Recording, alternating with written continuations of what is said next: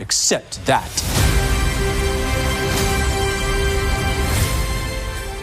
Salve sentinelas do multiverso! Aqui é o Universo Proibido e hoje a verdade vem à tona. Ele parece estranho, quase artificial, um Superman com traços deformados pela lente, movimentos fluidos demais para serem reais e uma estética que parece saída de um pesadelo plástico ou de um sonho que a gente esqueceu como era. Mas tem um detalhe aqui que quase ninguém percebeu. E talvez ele explique tudo, porque não se trata só de CGI, nem de filtro de cor.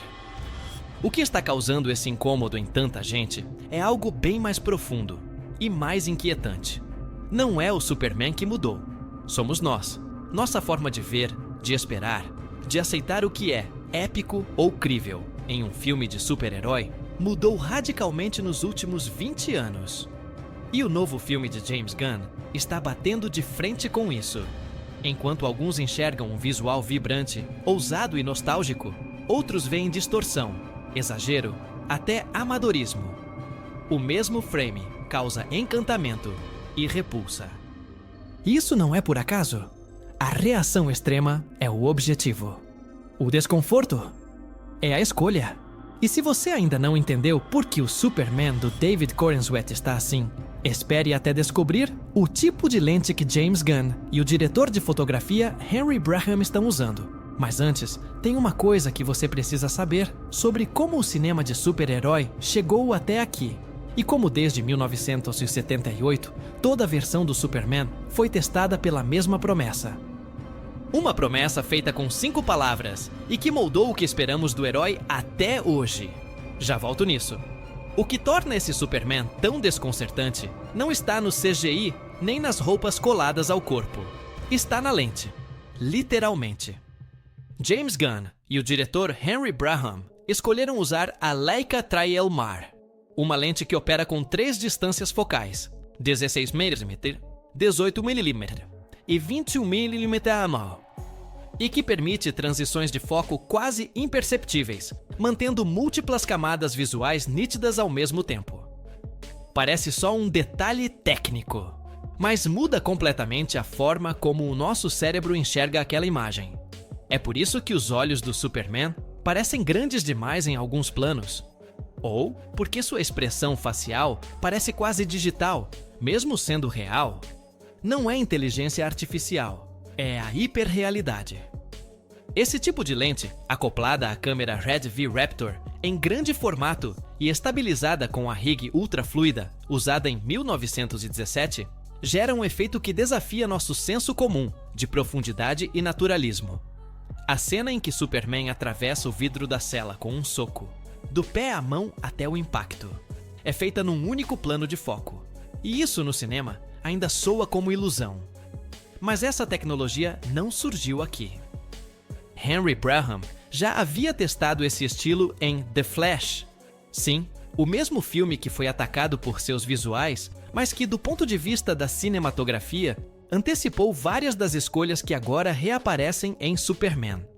E aí começa um efeito curioso. O público que odiou The Flash tende a rejeitar qualquer resquício visual semelhante, mesmo que o problema real estivesse em roteiro, montagem ou direção de atores. Só que a lente Leica carrega uma contradição visual. Ela amplia tanto a nitidez que começa a parecer falsa. O realismo exagerado vira fantasia. É como se estivéssemos assistindo algo entre o documentário e a animação digital. E essa ambiguidade visual afeta diretamente o julgamento emocional do espectador. O Superman de Gunn não está sendo retratado como um ser épico, em contraste com a realidade. Ele está inserido num universo hiperdefinido, onde até os reflexos parecem encenados. Isso perturba a lógica tradicional do crível. Mas tem algo mais profundo aqui. E está ligado ao que significa, historicamente, ver o Superman voar. Porque desde 1978, existe uma regra não escrita sobre como esse personagem deve ser filmado. E essa regra está prestes a ser quebrada. Já volto nisso. A forma como Superman voa no novo filme do James Gunn está mexendo com a cabeça do público. Mas a verdade é que essa não é a primeira vez que isso acontece.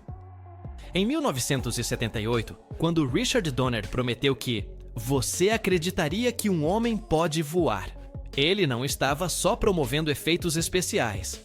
Ele estava criando um contrato emocional com o público.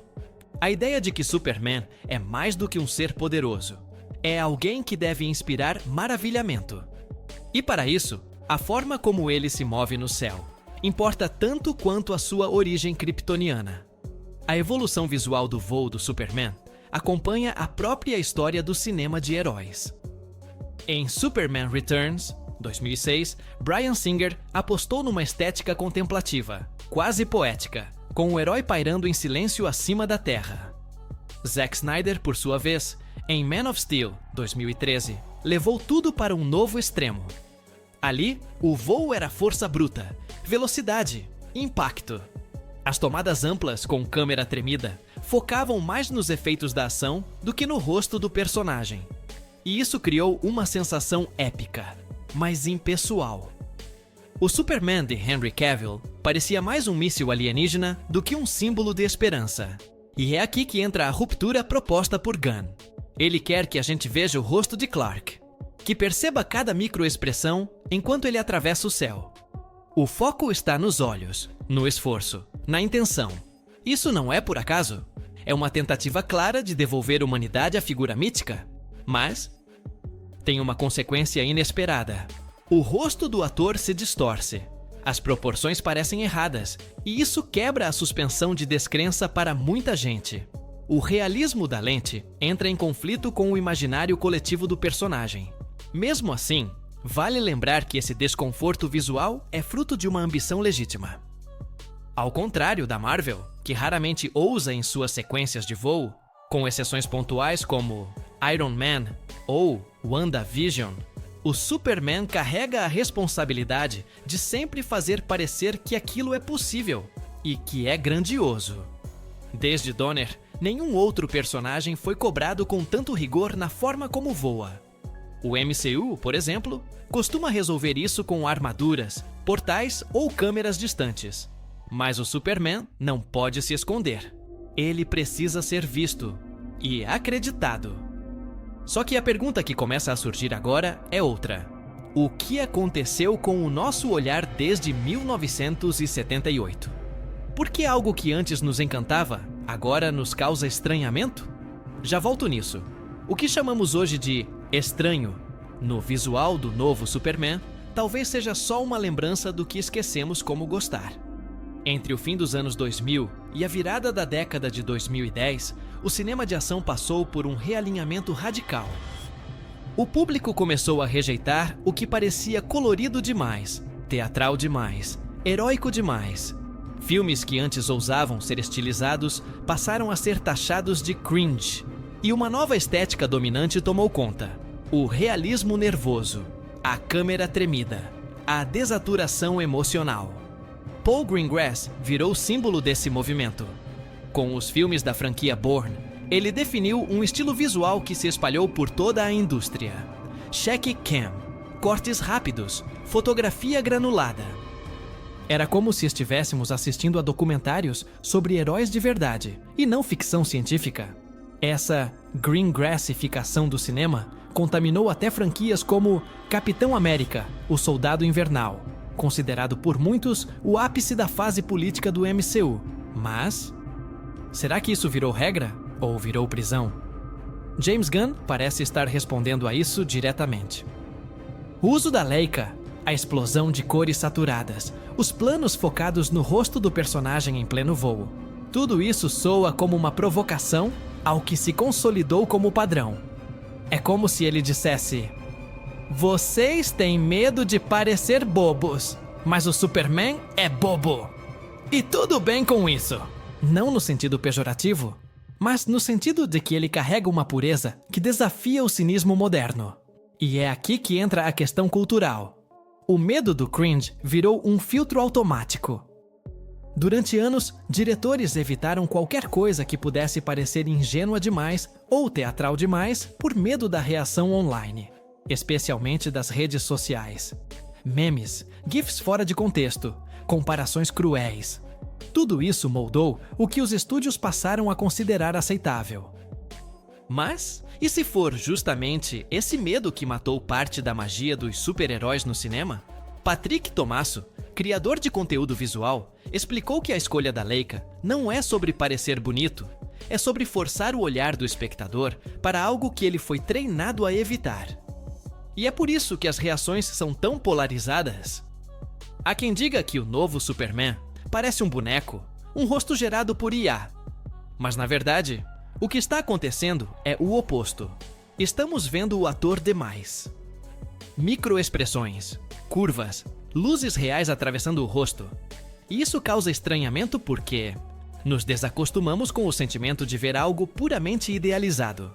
Mas tem uma implicação visual ainda mais forte nessa escolha. Uma implicação que conecta diretamente a forma com que Superman encara a câmera em certos momentos. E isso não é só estética. Já volto nisso. Entre tantos efeitos, explosões e voos em velocidade sônica, o que mais chama a atenção nos novos trechos do Superman de James Gunn são os olhos. Não pelo que vem, mas pela forma como ele nos olha. Em certos momentos, ele encara diretamente a câmera. E isso, no cinema, quase nunca é gratuito. Não é só um gesto dramático. É um convite. Ou um desafio. É o herói dizendo: eu sei que você está aí, e quero que você veja quem eu sou. Mas será que a gente está pronto para olhar de volta? Essa quebra sutil da quarta parede funciona como símbolo do que o filme parece estar tentando resgatar. Um Superman que não tem vergonha de ser simbólico. E isso se reflete em cada detalhe visual. O traje com cueca vermelha por fora, abandonado há décadas, e que agora retorna como provocação consciente. O azul mais vibrante, quase solar. E claro, o próprio logotipo do S, carregado no peito como se fosse um escudo de confiança, não de combate. Tudo isso se alinha com o que David Corenswet declarou em entrevista. Talvez o Superman precise parecer um pouco bobo, justamente para parecer menos ameaçador. É um raciocínio brilhante. A cueca vermelha, ao invés de um erro de design, vira parte da mensagem. Olhem para mim. Eu sou forte, mas sou humano. Eu não vim para dominar, vim para ajudar. Bom, e essa dissonância entre a estética levemente cômica e a força colossal é o que constrói a imagem de um herói que não precisa se provar pela brutalidade. Só que isso pode colidir com a forma como aprendemos a admirar super-heróis nos últimos anos. Durante muito tempo, os maiores ícones foram figuras sombrias, introspectivas, dilaceradas por dilemas morais. O Batman de Christian Bale, o Wolverine de Hugh Jackman, o próprio Superman de Zack Snyder, cercado por sombras, dúvidas e culpa. E agora, de repente, temos um personagem que voa em linha reta, sorri e encara a câmera como se estivesse de volta à animação dos anos 90. Isso pode parecer deslocado, mas talvez seja exatamente esse o objetivo. A escolha de lente, de figurino e de gestos não é sobre realismo. É sobre reaproximação. É sobre tornar o Superman visível de novo. Não como um símbolo intocável, mas como uma presença emocional. E tem um gesto específico, um soco em direção à câmera, com os dentes quase encostando na lente, que gerou desconforto em parte do público. Mas o que muitos não perceberam é que talvez esse soco não seja para você. Talvez seja para Lex Luthor. Já volto nisso. Nem toda escolha artística precisa agradar todo mundo. E no caso do novo Superman, isso fica ainda mais evidente.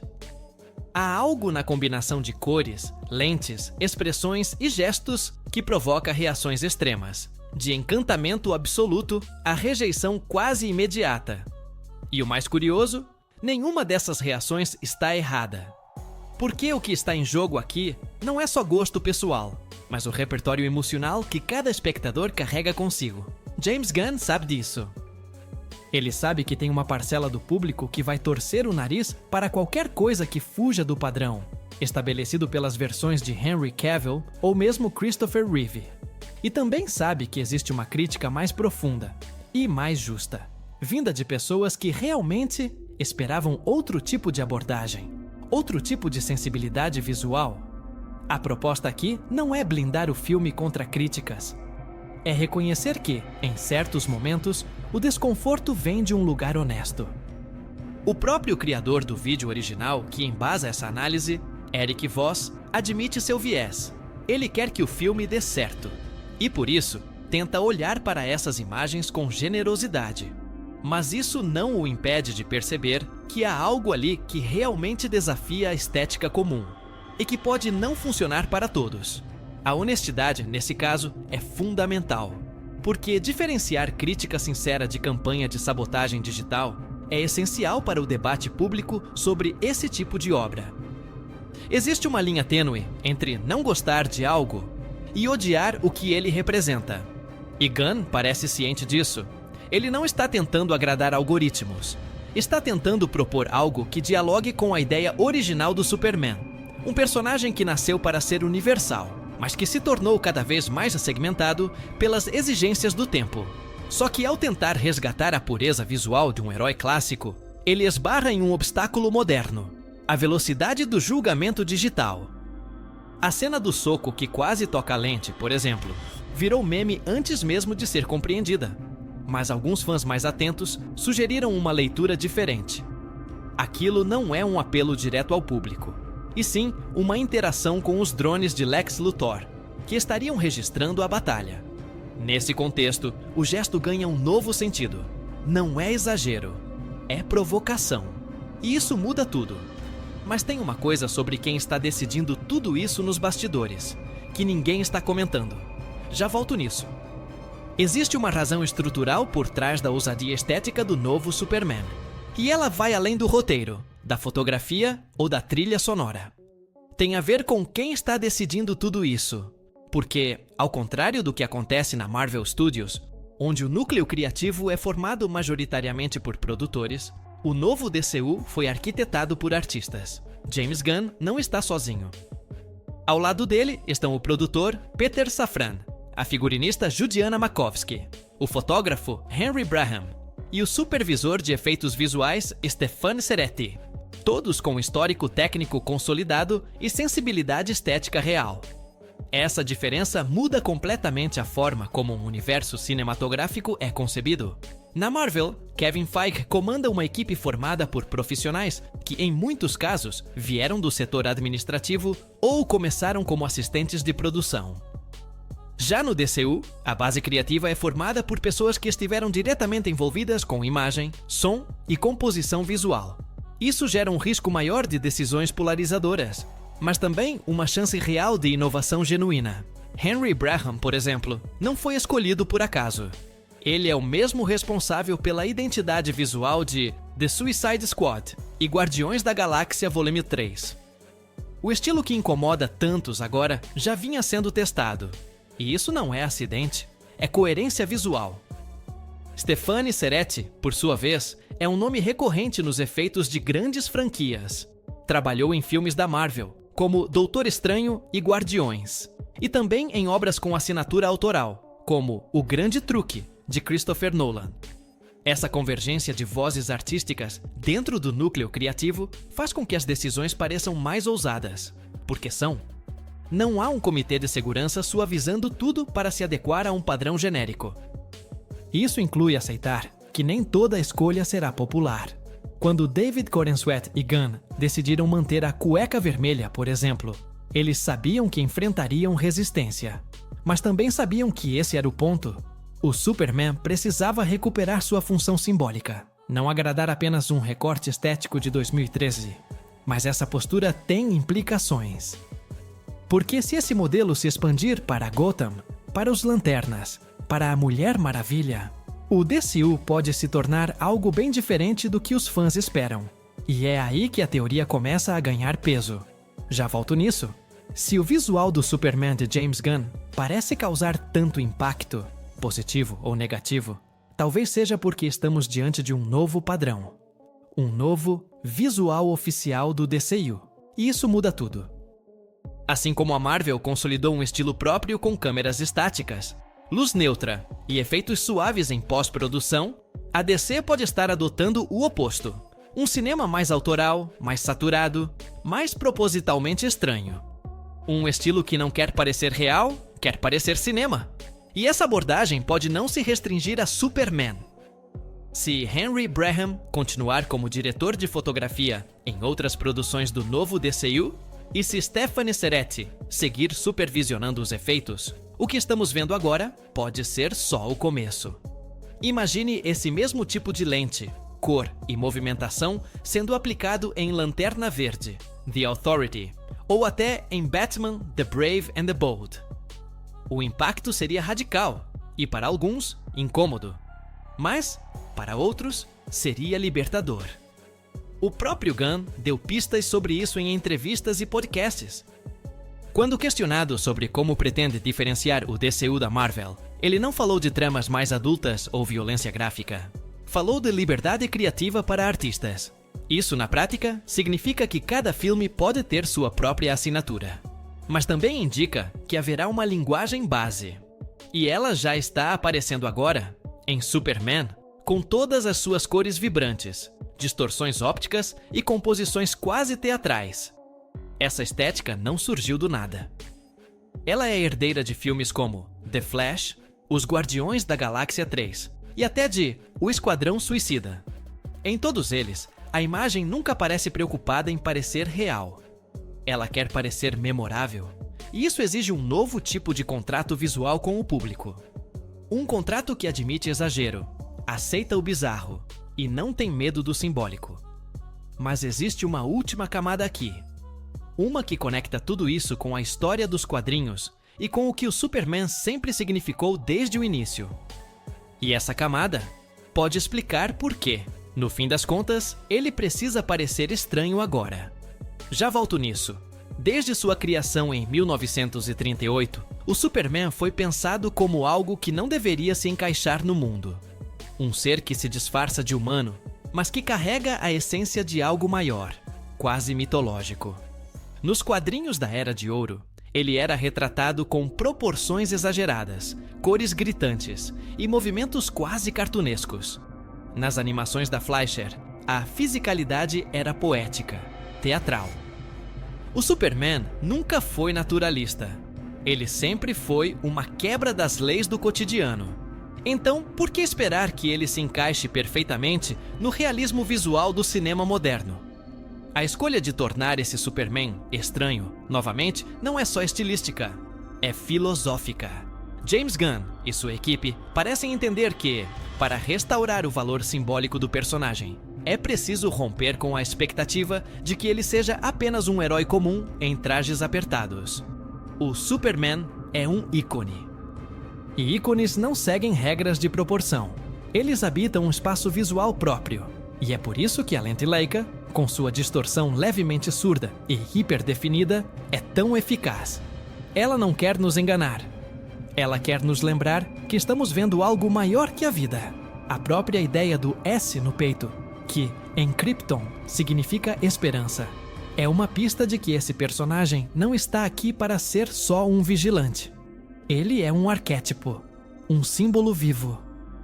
E símbolos não funcionam quando se tornam invisíveis, quando se tornam banais.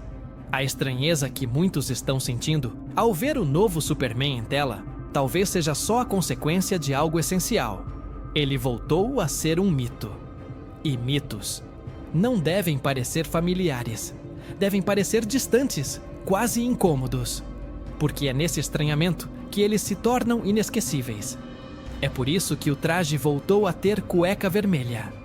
É por isso que o olhar encara a lente. É por isso que a imagem não busca o conforto do naturalismo. Gunn quer nos forçar a lembrar de quando acreditávamos em heróis, quando a ficção não precisava parecer real para ser sentida. Mas tem uma última pergunta que precisa ser feita, e que fecha tudo isso. Afinal, esse Superman pode realmente salvar o DCU? Ou ele vai dividir tanto o público que pode se tornar outro ícone quebrado? Já volto com isso. É impossível assistir ao que já foi revelado de Superman sem sentir que há algo em jogo além de um simples reboot. James Gunn não está apenas dirigindo um filme, ele está testando um modelo. A forma como o público reage a essa versão visual e filosófica do herói vai determinar muito do que o DCU será nos próximos anos. E esse é talvez o movimento mais ousado desde que Kevin Feige decidiu começar o MCU com um bilionário alcoólatra, dentro de uma armadura improvisada, em 2008. Só que o contexto agora é outro. O público está cansado, saturado de multiversos, CGI genérico e promessas não cumpridas de conexões épicas. O próprio Marvel Studios tem enfrentado dificuldades para manter o mesmo interesse. Nesse cenário, Gunn aposta em algo que parece simples, mas é arriscado: devolver identidade artística aos filmes de super-herói. Tirar das mãos do algoritmo e colocar nas mãos de quem tem visão autoral. E isso pode funcionar ou pode implodir. Se no Superman for bem recebido, não só comercialmente, mas culturalmente, se ele conseguir reconectar o público com uma sensação de maravilha genuína, o DCU pode virar o jogo. Gotham, Themyscira, Oa, todos esses mundos poderão ser explorados com liberdade visual e emocional. Mas se o estranhamento for lido como falha, o risco é de retrocesso. Gunn pode ser pressionado a suavizar, a voltar atrás, a diluir aquilo que hoje parece ousado. E amanhã pode ser histórico. O que está em jogo aqui não é só um filme. É um novo paradigma de como se contam histórias de heróis. E a pergunta que fica no ar é inevitável: o público está preparado para isso? Ou estamos tão condicionados ao molde Marvel que não conseguimos mais reconhecer um herói quando ele aparece em um novo formato? Esse Superman talvez não tenha vindo apenas para salvar civis em perigo. Talvez ele tenha vindo para salvar o próprio gênero. Mas como sempre, a salvação exige fé. E nem todos estão dispostos a acreditar. E você? Já escolheu de que lado está nessa nova era? Pense bem, porque as próximas peças do DCU já estão em movimento. E o que vem aí, especialmente com Batman, pode ser ainda mais divisivo. Mas isso é assunto para o próximo vídeo.